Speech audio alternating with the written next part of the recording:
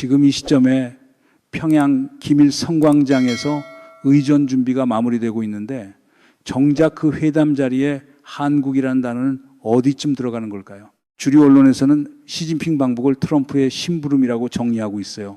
깔끔한 한마디입니다. 그런데 한 가지 짚고 가야 합니다. 그 한마디가 외교 상황에 비해 너무 깔끔해요. 깔끔하다는 것 자체가 신호예요. 질문 2개 먼저 던지겠습니다. 첫째, 5월 14일에서 15일까지 베이징에서 열린 트럼프, 시진핑 정상회담에서 양측이 정말 같은 합의를 본 거 맞습니까? 둘째, 김정은 이 시진핑 방북을 사흘 앞두고 우라늄 농축 공장을 공개한 건 도대체 누구한테 보낸 신호인 걸까요? 이 두 질문이 닿는 지점에서 심부름 프레임은 무너집니다. 그리고 그 자리에 완전히 다른 그림이 들어와요. 오늘은 표면, 동기, 결과 이 세 층을 같이 따라가 보겠습니다. 미리 한 가지만 짚고 시작합니다. 같은 회담을 두 나라가 따로 발표했는데요. 결정적인 한 단어가 미국 발표문에는 있고 중국 발표문에는 통째로 빠져 있어요. 한국 언론은 미국 판만 받아 적고 있고요. 그 단어가 뭐였는지 그게 왜 한쪽에만 있는지부터 짚고 들어가겠습니다. 끝날 때쯤이면 심부름이라는 단어가 누구 입에서 누구를 향해 나왔는지 그 그림이 보이실 겁니다. 자, 이건 단순한 외교 일정 분석이 아닙니다. 한 단어가 한국 시청자한테 어떻게 도착하는가의 문제예요. 그리고 그 한 단어가 도착하는 동안 다른 단어 하나는 한국 시청자한테 도착하지 않고 있어요. 같은 회담, 두 개의 발표문, 미국이 부각한 비핵화, 중국이 회피한 비핵화, 한국 보수 매체는 그중 미국판만 번역해서 내보내고 있습니다. 그러는 동안 한국 정부가 작년 11월부터 올해 1월까지 베이징에서 어떤 외교 작업을 했는지는 거의 안 보입니다. 보수 매체가 친중 행보라고 의심한 정확히 그 작업들이 지금 결정적 자산이 되고 있는데요. 오늘 따라갈 길은 세 갈래입니다. 표면, 5월 회담에서 실제로 뭐가 발표됐고 뭐가 발표 안 됐는가. 동기, 전략적 안정이라는 세 단어가 도대체 뭘 의미하는가. 결과, 한국이 그 단어 안에서 어디에 위치하는가. 심부름이라는 단어로 시작하지만 끝날 때쯤이면 그 단어 자체가 누구 입에서 왜 나왔는지가 보이실 겁니다. 먼저 표면부터 짚겠습니다. 5월 14일에서 15일 트럼프 대통령이 베이징을 국빈 방문했습니다. 2017년 이후 미국 대통령으로서 처음 중국 땅을 밟은 일정이에요. 이 회담 자체가 큰 신호인데 그건 잠시 후 동기 단계에서 풀겠습니다. 문제는 회담이 끝난 다음에 일어난 일입니다. 5월 17일 백악관이 팩트시트를 발표했어요. 거기에 이런 문장이 있습니다. 두 정상이 북한 비핵화의 공동 목표를 확인했다. 명시적으로 적혀 있어요. 그런데 같은 회담을 중국 측에서 발표한 문서를 옆에 놓고 보면 그림이 다릅니다. 신화통신과 왕이 외교부장 성명 어디에도 비핵화란 단어가 등장하지 않습니다. 중국 측이 강조한 단어는 건설적 미중 전략적 안정관계예요. 이 표현이 의미하는 게 뭔지는 동기층에서 풀겠습니다. 지금은 비대칭이 있다는 것만 짚고 갑니다. 미국 군축협회는 6고로 보도에서 정확히 이 비대칭을 짚었어요. 미국 발표문에는 비핵화가 있고 왕이 외교부장 성명에는 없다. 그리고 트럼프 대통령 본인이 회담 다음 날 에어포스원 기내에서 기자단에게 한 발언이 결정적이에요. 비핵화 논의가 어떻게 됐냐는 질문에 트럼프 대통령은 이렇게 말한 것으로 전해집니다. 논의했다. 아주 좋은 이해에 도달했다. 다만 누가 약속했다고는 말 안 하겠다. 누가 약속했다고는 말 안 하겠다. 이 표현 하나가 모든 걸 말해줍니다. 그 다음 사건으로 갑니다. 6월 3일 시진핑 방북 발표가 나오기 이틀 전이에요. 김정은이 새로 가동한 핵물질 생산 공장을 현지 지도했습니다. 조선중앙통신이 6월 4일 보도했어요. 사진도 같이 공개했는데 우라늄 농축에 필요한 원심 분리기 수백 기가 줄지어 빽빽이 들어차 있는 시설이었습니다. 김정은 발언은 이렇게 보도됐어요. 지난 5년간 핵무력 강화 노정을 경과하며 무기급 핵물질 생산 능력은 종전의 2배를 능가하는 수준에 도달했다. 단순한 자랑이 아니에요. 부차 당대회에서 핵무력 강화의 새 5개년 계획을 결정했다는 발언까지 같이 나왔습니다. 그리고 마무리는 이거예요. 핵보유국 지위를 철저히 행사하는 것은 우리가 견지해야 할 불변한 정치 군사적 입장이다. 원래 통상 비공개로 두는 시설을 시진핑 방북 사흘 전에 사진까지 풀어서 공개한 거예요. 이게 그냥 자랑이겠습니까? 미국 미들베리 연구소의 제프리 루이스 교수는 이 시설이 영변단지 내 신축 우라늄 농축 시설일 가능성이 크다고 분석했어요. IAEA가 작년 6월부터 건설 중이라고 짚었던 그 시설입니다. 자, 그러면 시진핑은 어떻게 반응했을까요? 일정 늦췄을까요? 격을 낮췄을까요? 안 했습니다. 6월 5일 중국 공산당 대외연락부와 조선중앙통신이 동시에 발표합니다. 시진핑 주석이 6월 8일에서 9일 김정은 위원장의 초청으로 북한을 국빈 방문합니다. 2019년 6월 이후 7년 만에 방북이에요. 한 가지 더 짚을 게 있습니다. 발표를 주도한 게 중국 외교부가 아니라 당대당 채널인 중련부였어요. 이건 단순한 국가 간 외교가 아니라 양당 간 전략적 교류로 격을 매긴 거예요. 노동신문은 6월 6일 이면에 방북 소식을 보도해서 북한 주민들한테도 알렸고요. 김일성 광장에는 의전 구조물 공사가 진행 중인 게 미국 위성업체가 5월 30일에 촬영한 위성 사진으로 확인됐어요. 싱가포르 스트레이트 타임스가 6월 4일에 보도한 내용입니다. 그러면 한국 정부는요, 외교부 당국자는 6월 5일에 이렇게 입장을 정리했어요. 중국이 한반도 문제와 관련해 건설적 역할을 해나가기를 기대한다. 홍일부는 입장문에서 한반도 평화공존 정책은 대화를 지지하고 대결을 지향한다고 했고요. 여기서 잠깐만요. 이재명 대통령은 이미 5월 17일에 트럼프 대통령과 통화해서 회담 결과를 직접 공유받았어요. 그리고 그 앞에 더 큰 그림이 있어요. 작년 11월 2일 경주에서 시진핑 주석이 11년 만에 방한했고요. 그 자리에서 5년 만기 70조 원 규모의 원유한 통화스와프가 갱신됐어요. 그리고 올해 1월 4일부터 7일까지 이재명 대통령이 베이징을 국빈 방문해서 시진핑 주석과 정상회담을 했습니다. 그 자리에서 한중관계 전면 복원의 원년이라는 표현이 공식 합의됐어요. 이 외교 작업이 지금 결정적인 자산입니다. 그리고 보수 매체가 친중이라고 의심한 게 정확히 이 작업이에요. 별주부전 토끼간 빼러가는 그 길 다들 아시잖아요. 사탕발림이 깔끔할수록 누가 어디로 끌려가는지를 봐야 합니다. 심부름이라는 단어로 정리되는 게 아니라 같은 사건이 세 곳에서 따로 발표됐고 그 사이에 우라늄 공장이 등장했어요. 이게 표면입니다. 자, 여기서 그럴듯한 정리 하나가 가능합니다.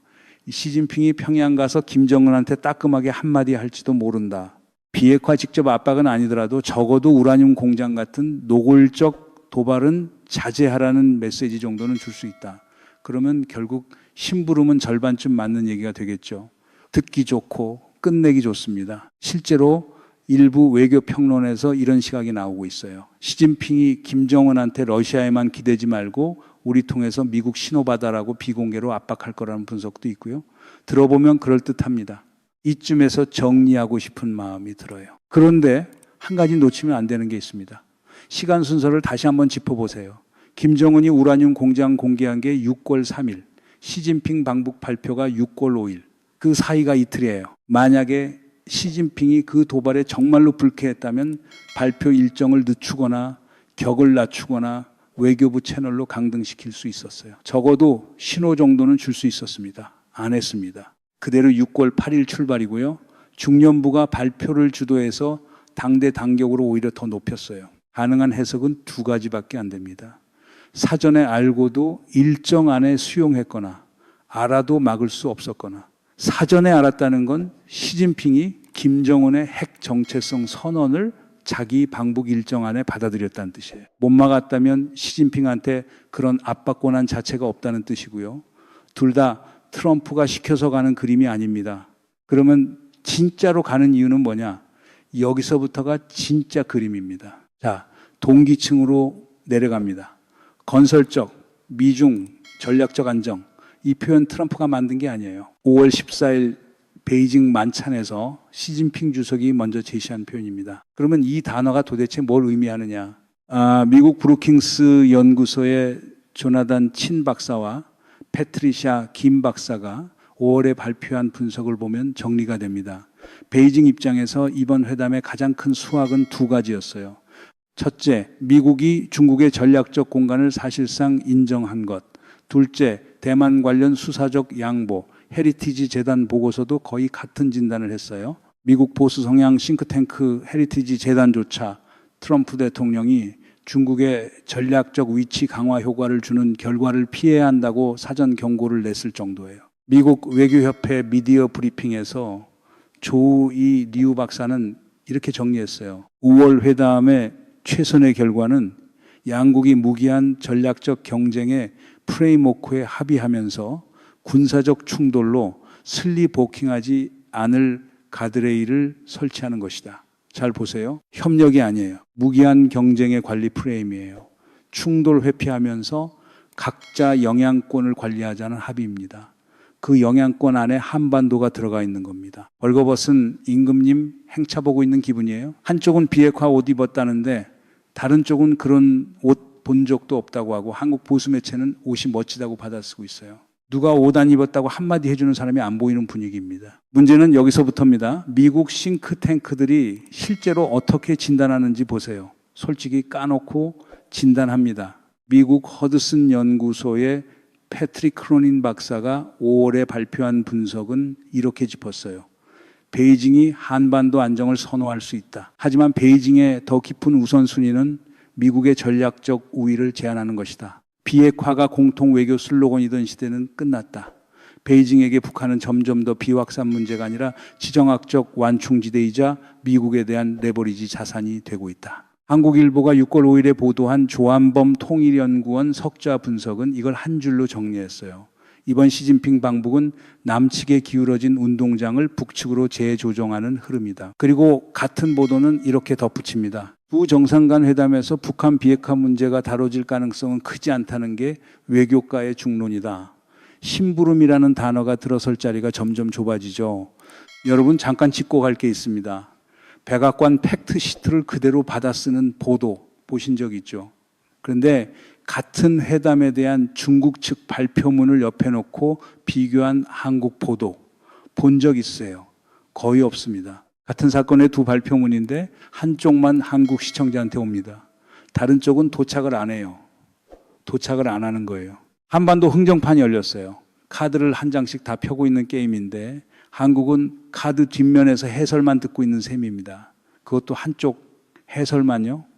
수입한 안심 프레임이라는 표현을 써야 할 것 같아요. 심부름이라는 단어는 깔끔하지만 정확히 그 깔끔함이 한국 시청자한테 미국이 알아서 한다는 위안을 주는 효과를 만들어요. 그 위안이 작동하면 한국 정부가 1년째 어렵게 쌓아온 한중 채널의 가치는 보이지 않게 됩니다. 여기서 한 가지 더. 시진핑의 이번 방북은 단순한 양자 외교가 아니에요. 작년 9월 베이징 전승절에서 푸틴, 시진핑, 김정은 세 사람이 태남먼 막루에 함께 올랐어요. 11월 경주 에이펙스에서 시진핑이 한국에 왔고요. 5월에 트럼프가 베이징에 갔고 그리고 6월에 시진핑이 평양으로 가는 겁니다. 이게 시퀀스예요. 자기 영향권 안에서 자기가 가장 중요한 자산을 점검하는 시퀀스, 심부름이 아닙니다. 여러분 이쯤에서 짚어야 합니다. 심부름 프레임이 왜 한국 시청자한테 이렇게 빨리 이렇게 깔끔하게 도착했을까요? 그리고 그게 정착되면 어떤 질문이 흐려질까요? 이 프레임이 시청자한테 주는 효과는 두 가지예요. 트럼프가 통제하고 있다는 안심, 그리고 미국 일변도 정렬이 여전히 유효하다는 사후 정당화. 그러면 자연스럽게 흐려지는 질문이 있어요. 윤석열 정부 시절 미국 일변도 외교가 한중 채널을 왜 그만큼 좁혀놨는가? 그 좁아진 채널을 이재명 정부가 1년 동안 어떻게 재건했는가? 그 재건이 지금 시진핑 방북 국면에서 왜 결정적인 자산인가? 이 세 질문이 동시에 흐려져요. 그리고 이게 핵심입니다. 보수 매체가 친중 행보라고 의심한 정확히 그 한중 채널이 지금 작동 중인 외교 자산이에요. 우리가 미중 영향권 협상 테이블에서 그나마 좌석을 확보할 수 있게 해주는 자산입니다. 여러분 이 뉴스 보면서 미국 말만 들으면 다 풀린 것 같은데 평양에서는 우라늄 공장이 늘어나네 하면서 뭔가 안 맞다고 느끼셨던 그 감각, 그게 정확했던 겁니다. 미국 발표만 보면 다 풀린 그림인데 한반도 현장에서 일어나는 일은 정반대 신호니까요. 그 어긋남이 진짜였어요. 심부름이 아니라 한반도를 놓고 거래하는 겁니다. 그게 표면 아래 진짜 그림이에요. 호랑이와 곶감 얘기 다들 아시잖아요. 곶감만 있으면 호랑이도 도망간다는 그 얘기. 보수 매체가 내미는 크링크 줄줄이 무너진다. 다음은 북한이다라는 곶감으로 한국 시청자한테 호랑이는 평양 마당에 가고 있다고 안심시키는 그림인데요. 정작 호랑이는 우리 마당에 와 있어요. 평양 기밀 성광장 의전 자리에 와 있는 게 아니라 미중 영향권 협상의 변수칸에 와 있습니다. 처음에 이렇게 물었습니다. 평양 기밀 성광장 의전 자리에 한국이란 단어는 어디쯤 들어갈까? 여기까지 따라오신 분들은 이미 답이 보이실 겁니다. 그 회담장 안에 한국 단어는 안 들어갑니다. 미중이 전략적 안정이라는 표현으로 그어놓은 영향권 안에 한반도가 들어가 있을 뿐이에요. 심부름이라는 단어로 시작했는데 끝에 와보면 그게 누구의 심부름인지가 진짜 질문이 아니었어요. 우리가 어느 칸에 들어있는지, 우리 좌석은 누가 만드는지 그게 진짜 질문이었습니다. 질문 자체가 처음부터 달랐던 거예요. 별주부전 토끼는 사탕발림 듣고 따라갔지만 적어도 자기 결정으로 따라갔어요. 우리는 사탕발림을 매체에서 받아 듣고 있어요. 토끼보다도 더 안 됩니다. 솔직히. 누가 대신 결정해 주는 게 아니라 누가 대신 결정해버리는 자리에 우리가 있는 거예요. 그 답을 정확히 보려면 우리가 어떻게 거기에 와 있는지를 봐야 합니다. 윤석열 정부 2년 반 동안의 외교 노선을 잠깐 짚어볼게요. 미국 일변도 정렬, 한일 안보 협력, 가속, 그러면서 한중 관계는 사실상 동결 모드. 이게 어떤 결과를 만들었느냐. 미중 영향권 협상이 본격적으로 시작되는 시점에 한국이 중국 측 채널의 신뢰 자산이 부족한 상태로 도달했어요. 그러는 와중에 2014년 12월 3일 비상계엄 사태가 터지면서 외교 전반이 마비됐고요. 이재명 정부 출범 후 1년 무슨 일을 했냐? 사실 거의 외교 복구 작업이었습니다. 작년 11월 1일 경주 에이펙을 계기로 시진핑 주석 방안이 성사됐고 통화 스와프 70조 원이 갱신됐어요. 6개 분야 협력 양해각서가 체결됐고요. 그리고 올해 1월 베이징 국빈 방문에서 한중 관계 전면 복원의 원년 합의. 이 모든 게 지난 1년의 외교 작업입니다. 이게 어제 시작된 일이 아니에요. 그전 정부가 남긴 좁아진 채널 위에서 지금 정부가 1년 동안 풀어낸 작업입니다. 여기서 한 가지 더 짚어야 할 배경이 있어요. 트럼프 대통령이 왜 5월에 베이징까지 직접 갔을까요? 호르무즈 해협 폐쇄로 미국 경제가 부담을 받고 있고 2026년 중간선거가 다가오고 있어요. 트럼프 대통령에게는 가시적이고 즉각적인 승리가 필요한 시점이었습니다. 그가 베이징에서 가져온 것은 농산물 수입 확대, 제조업 일자리 즉각적 헤드라인이에요. 그가 베이징에서 양보한 것은 전략적 공간이라는 표현에 대한 인정, 이란 중재 베이징 의존, 그리고 대만 관련 수사적 후퇴입니다. 이게 무슨 얘기냐? 한반도는 트럼프가 가져온 헤드라인 카테고리에도 들어있고 시진핑이 행사한 영향권 카테고리에도 들어있어요. 양쪽 모두에서 변수예요. 변수, 주체가 아닙니다. 주체로서 한반도를 다룬 자리는 그 회담장 안에 없었습니다. 이 그림이 보이면 이재명 대통령이 1월 베이징에서 CCTV와 인터뷰하면서 하나의 중국 존중하되 한국의 전략적 자율성이 중요하다고 말한 게 왜 의미 있었는지가 보입니다. 위성락 안보실장이 핵잠수함 추진 이유를 중국 측에 충분히 설명하겠다고 한 게 왜 중요한지도 보이고요. 미국 쪽으로도 중국 쪽으로도 동시에 작동하는 채널을 유지하는 것. 이게 두 영향권의 협상 테이블에 한국 좌석을 확보하는 유일한 방법이거든요. 보수 매체가 친중 행보라고 의심한 정확히 그 행보가 지금 영향권 협상 국면의 한국 외교 자산입니다. 한국일보 6월 5일 사설은 이걸 정확히 짚었어요. 이재명 대통령이 연초 베이징에 다녀온 만큼 정부는 더 각별해진 한중 관계의 외교 자산을 총동원해 대북 상황을 긴밀하게 공유해야 한다. 외교 자산. 이 단어가 핵심이에요. 그게 외교 자산이라는 인식이 있어야 심부름이라는 단어 대신 다른 질문이 들어옵니다. 사공이 너무 많아서 배가 어디로 가는지 모르겠다는 속담. 한반도에 그대로 들어맞는 국면이에요. 트럼프가 운전, 시진핑이 운전, 김정은이 가속. 그런 동안 그 운전석에 한국 자리도 하나 있어야 한다는 게 핵심입니다. 그 자리를 만드는 외교를 1년째 하고 있는 정부와 그 외교 자체를 의심하는 매체, 이 비대칭이 지금 가장 큰 구조적 위험이에요. 그러면 마지막 질문이 남습니다. 트럼프 대통령과 시진핑 주석이 9월에 워싱턴에서 다시 만난다고 합니다. 그리고 그 사이에 에이펙 일정, 한중, 한미 양자 일정이 이어지고요. 그 모든 자리에서 한반도는 변수가 될 거예요.